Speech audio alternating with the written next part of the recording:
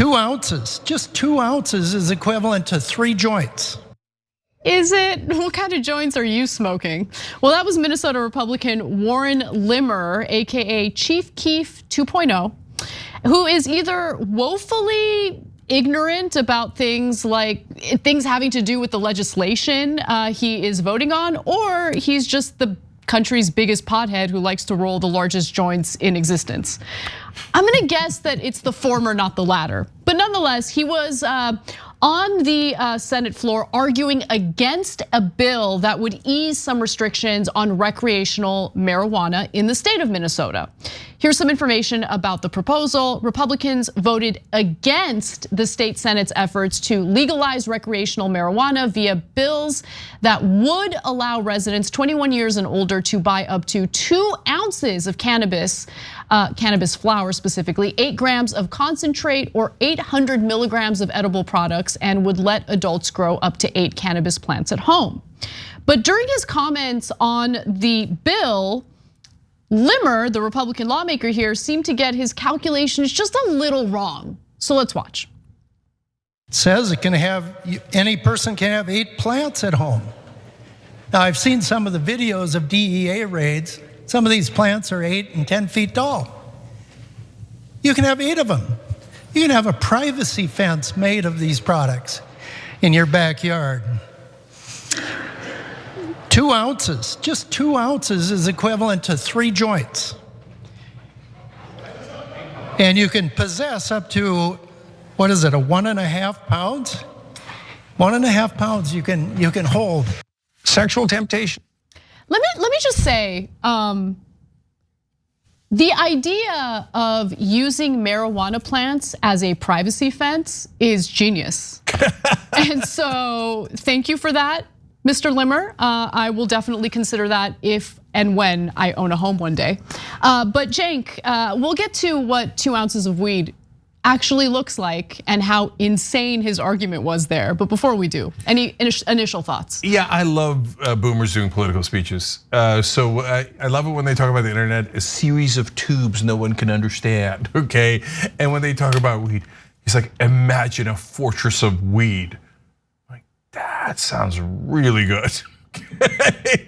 And so I don't know all the ounce stuff. But people had a I don't know all the ounce stuff. Okay, I don't know. Speaking about boomers, right?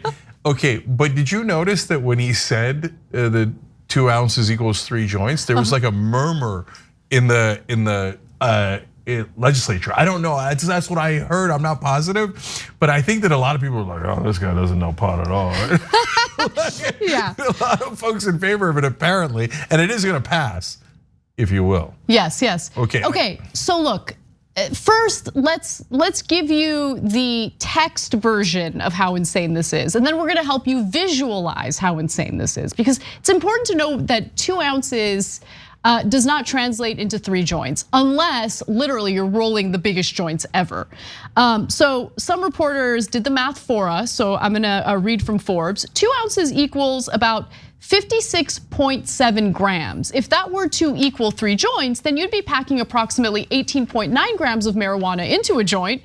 That would be over 37 times the 0.5 grams or half a gram average amount of marijuana per joint that the United States Office of National Drug Control Policy uses as an average.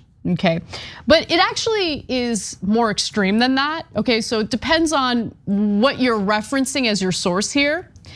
18.9 grams would be over 59 times the 0.32 gram average weight of marijuana in a joint, determined by a study conducted at the University of Pennsylvania and published in Drug and Alcohol Dependence. Now, a lot of people had fun with this. Let me just help you guys visualize what the different measurements of marijuana flower looks like. So there you see at the very beginning 1 gram, so tiny amount. Half an ounce is significantly larger, but once you get to 1 ounce, like imagine using 1 ounce of pot for just 3 joints, right? Like you see the joints next to the 1 ounce right there. It's just crazy. And here are better visuals, okay? This is my favorite tweet on the matter. Let's take a look, there we go. Driving up to the dispensary, I'll take a 1 ounce joint, please. It's like gigantic. Anyway, and the thing is, he's like trying to fearmonger against loosening restrictions to recreational marijuana. And the facts that he got wrong end up countering the argument he's trying to make here. For sure.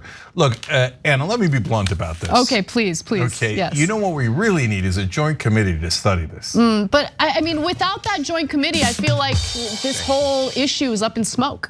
Yeah, look, first of all, they should be fixing the potholes and not this stuff. I agree. Okay, look, I don't want to get into the weeds of their legislation, but okay, we're just trying to keep it real here. Okay, so can I finally get to what I'm actually gonna say?